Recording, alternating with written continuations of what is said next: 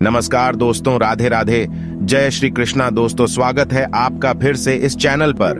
दोस्तों सच्ची श्रद्धा से कमेंट में जय श्री राधे कृष्णा जरूर लिखें। दोस्तों वर्तमान समय में हम जिस युग में जी रहे हैं उसे कलयुग कहा गया है।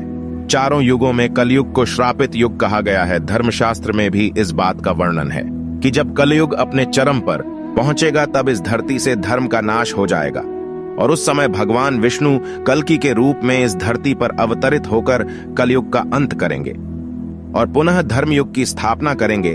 पर क्या दोस्तों आप सभी को पता है कि भगवान श्री कृष्ण ने महाभारत काल में बता दिया था कि आने वाला समय यानी कि कलयुग कैसा होगा।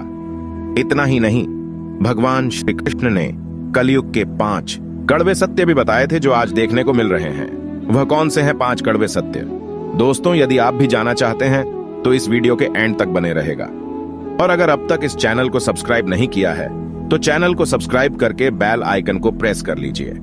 तो चलिए बिना टाइम वेस्ट किए शुरू करते हैं। दोस्तों महाभारत काल में जब पांडव युद्ध क्रीड़ा में अपना सब कुछ गवा देते हैं तब उन्हें बनवास जाना पड़ता है। बनवास जाने से पहले भगवान श्री कृष्ण से मिलते हैं और कहते हैं, हे भगवान, युद्ध क्रीड़ा में सब कुछ गवा देने के बाद हम 5 भाई द्रौपदी के साथ वनवास जा रहे हैं। लेकिन जाने से पहले हम यह जानना चाहते हैं कि आने वाला युग कलयुग कैसा होगा। उस समय के मनुष्य कैसे होंगे, लोगों के विचार कैसे होंगे और मोक्ष की प्राप्ति कैसे होगी।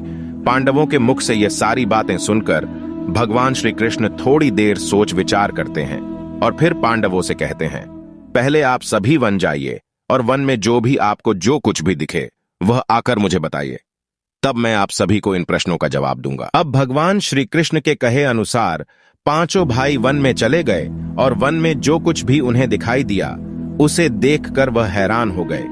उन्हें अपनी आंखों पर विश्वास नहीं हो रहा था। कुछ समय बिताने के बाद वह सभी भगवान श्री कृष्ण के पास लौटते हैं, लेकिन इस बार पांडवों के मस्तक पर सिकंदा और वे किसी उलझन में पड़े नजर आ रहे थे। जब भगवान श्री कृष्ण ने उनकी ऐसी दशा देखी तो उनसे रहा नहीं गया और भगवान श्री कृष्ण ने कहा, आप सभी किस सोच विचार में मग्न हैं, हमें बताएं, अगर संभव होगा तो हम उसका समाधान अवश्य करेंगे। भगवान श्री कृष्ण के मुख से यह बात सुनकर पांडुपुत्र युधिष्ठिर ने हाथ जोड़कर उनसे कहा कि है माधव, हमारी शंका उन दृश्यों को लेकर है जो हमने वन में देखा। उनकी कल्पना हमने कभी सपने में भी नहीं की थी। तभी भगवान श्री कृष्ण कहते हैं कि आप सभी एक एक करके मुझे विस्तार से बताइए कि आपने वन में क्या देखा। इसमें सबसे पहले युधिष्ठिर कहते हैं, हे द्वारका नरेश, हम सभी 5 भाई वन में अलग अलग दिशाओं में भ्रमण के लिए निकल गए थे। जब मैं अकेला वन में भ्रमण रहा था तब मैंने 2 सुंड वाले हाथी को देखा। अब आप मेरी इस शंका को दूर कीजिए कि भला एक एक हाथी के 2 सूंड कैसे हो सकते हैं। अब अर्जुन की बारी होती है। अर्जुन बताते हैं कि उन्होंने एक ऐसे पक्षी को देखा जिसके पंखों पर वेद की रचनाएं लिखी हुई थीं और वह मुर्दे का मांस खा रहा था। अर्जुन के बाद भीम बताते हैं कि उन्होंने वन में एक ऐसी गाय को देखा जिसने अपने बछड़े को जन्म के बाद चाट रही थी कि उसके शरीर से खून आने लगता है। इसे देखकर मैं हैरान रह गया कि कोई माता अपने बच्चों के साथ ऐसा कैसे कर सकती है। अब भगवान श्री कृष्ण सहदेव से पूछते हैं कि सहदेव, तुमने वन में क्या देखा?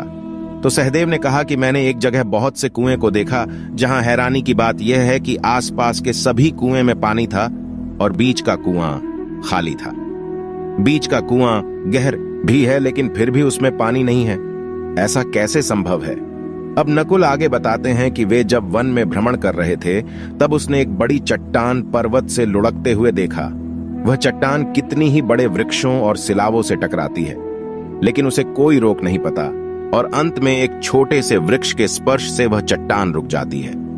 अभी युधिष्ठिर भगवान श्री से कहते हैं कि है वासुदेव, हम भाइयों ने जो भी मन में देखा उसका सारा विस्तार आपसे बता दिया।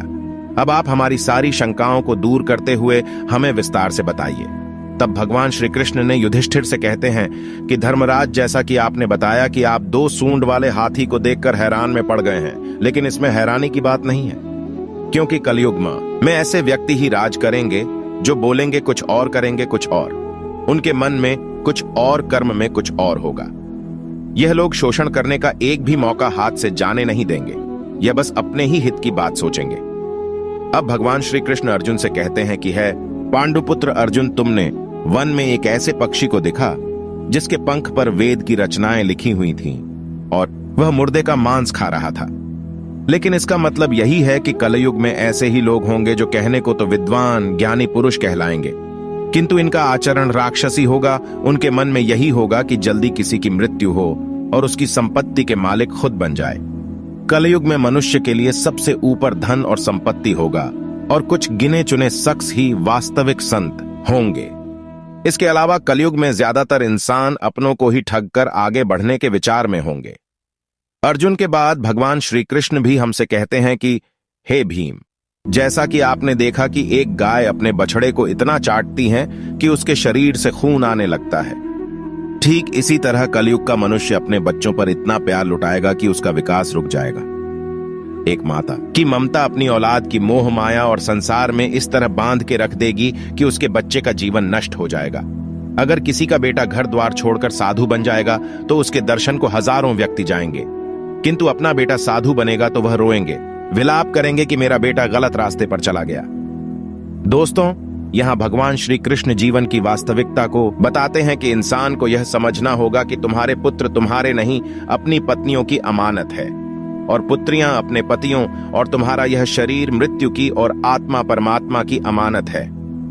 भीम की जिज्ञासा को शांत करने के बाद भगवान श्री कृष्ण सहदेव को कहते हैं कि सहदेव, जैसा कि तुमने वन में देखा कि एक साथ कई कुएं हैं थे, लेकिन सिर्फ बीच का कुआं खाली था। इसका मतलब यह है कि कलयुग में धनी व्यक्ति अपनी मन की खुशी के लिए विवाह उत्सवों में धन खर्च करेंगे, लेकिन अपने आस पड़ोस किसी गरीब को देखकर उसकी मदद नहीं करेंगे, फिर चाहे वह गरीब उनका सगा ही क्यों ना हो। अपनी मौज मस्ती के लिए, खुद को खुश रखने के लिए वह शराब, कबाब और फैशन में पैसे उड़ाएंगे, लेकिन किसी के आंसू को पूछना अपना कर्तव्य नहीं समझेंगे। कलयुग में अन्न तो होगा और धनी लोग उसका उपभोग करेंगे, लेकिन गरीब व्यक्ति एक एक दाने के लिए तरसेंगे और ऐसे ही मर जाएंगे। भगवान श्री कृष्ण की यह सारी बातें सुनकर सहदेव थोड़े दुखी हो जाते हैं, लेकिन इस कटु सच के सामने वह क्या ही कर सकते थे। अब भगवान श्री कृष्ण नकुल से कहते हैं कि नकुल, जैसा कि तुमने वन में देखा कि एक बड़ी चट्टान पर्वत से लुढ़कती हुई बड़े बड़े वृक्षों और विशालकाय चट्टानों से टकराती हुई आती है। वह रुक नहीं पाती है, लेकिन एक छोटा सा वृक्ष अपने स्पर्श से ही उसे रोक देता है। इसका मतलब है कि मनुष्य की बुद्धि क्षीण होती जाएगी और उसके जीवन का पतन होगा, लेकिन उसके पतन को एक धन रूपी वृक्ष रोक नहीं पाएगा, पर हरि नाम रूपी एक छोटा सा पौधा व्यक्ति का पतन रोकने के लिए सक्षम होगा। अतः कलयुग में हरि नाम ही एक मोक्ष का मार्ग होगा, अगर व्यक्ति धन का लालच छोड़कर भगवान की भक्ति में रम जाएगा। हरि नाम का जप करेगा तो निश्चय ही उसे कोई दुख तकलीफ नहीं होगा और मरने के बाद भी उसे भगवान के चरणों में जगह मिलेगी। दोस्तों, अगर आप गौर करेंगे तो पाएंगे कि भगवान श्री कृष्ण द्वारा बताई गई ये 5 कड़वे सत्य इस कलयुग में नजर होते आ रहे हैं। ऐसे में अगर आप भी अपने जीवन की सारी तकलीफ को दूर करना चाहते हैं तो आज से ही हरि नाम का जप करना शुरू कर दें। तो दोस्तों, इस वीडियो में फिलहाल इतना ही। उम्मीद है आपको आज की वीडियो पसंद आई होगी। अगर हाँ, तो वीडियो को लाइक करें और इस तरह की और भी जानकारी के वीडियो देखने के लिए चैनल को सब्सक्राइब कर ले। धन्यवाद।